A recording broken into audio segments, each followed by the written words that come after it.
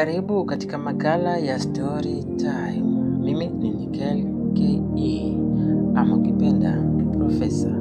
Na leo tumekuandalia makala maalum ya kufahamu Oga Obinna. Usicheze mbali.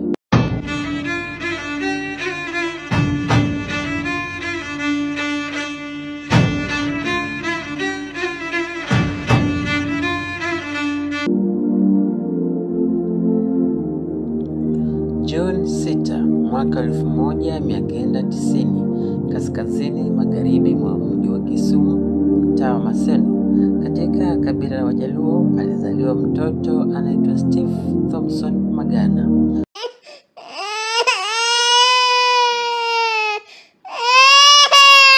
Mtoto ambaye amekuwa mtu wa kuheshimika na kupendwa kutokana na juhudi zake za kusaidia wasiojiweza pamoja na juhudi zake za usanaa, alimaarufu Oga Obinna.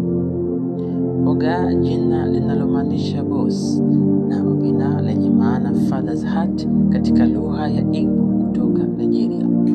Jina maalum aliopewa na wazazi wake Steve Thompson Magana, ambalo lahusisha kabila mbili kutoka nchi mbili tofauti, mama kutoka Nigeria na baba kutoka Kenya.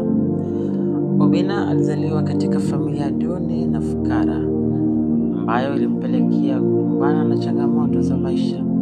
Tafiti zinasema Obinna alijiunga na shule ya msingi huko Maseno na baadaye kujiunga na shule ya upili baada ya kufaulu darasa la 8. Kutokana na changamoto za maisha, Obinna alisafiri hadi Nairobi, ambapo aliishi maisha ya mtaani, yani street boy. Hapo kulikuwa ni mwaka wa 2009. Kutokana na panda shuka za maisha, Obinna alilazimika kuburudisha wateja katika vilabu mbalimbali kwa kutumia sanaa yake ya kuigiza na kuimba. Tafiti zinasema malipo aliyokuwa anayapata yalimsaidia kulipa ada ya shule hadi pale alipomaliza na kuhitimu. Ikumbukwe kuwa kilikuwa ni kipindi hiki ambapo Oga Obinna alikutana na rafiki yake na kumtambulisha katika National Theatre, iliyomwezesha kuondoa makali ya kipaji chake. Mnamo mwaka 2013, Caroline Mtoko wa Radio Africa's Group Marketing Manager kutoka Kiss FM alipokea ujumbe wa barua pepe kutoka kwa Obinna akimwomba amruhusu aandae show yake ya usiku, yani late night show. Kwa bahati nzuri, show hiyo ilifanya vizuri na kupelekea kuajiriwa katika redio hiyo ya Kiss FM. Obinna alipata umaarufu kipindi alijitosa katika ulingo wa vichekesho.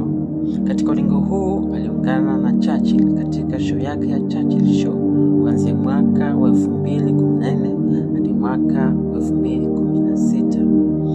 Oga Obinna naye ameandaa na kuunda muziki mbalimbali kama vile Jaluo Too Much Money, King Kong, Big Body, Welo na nyingine nyingi.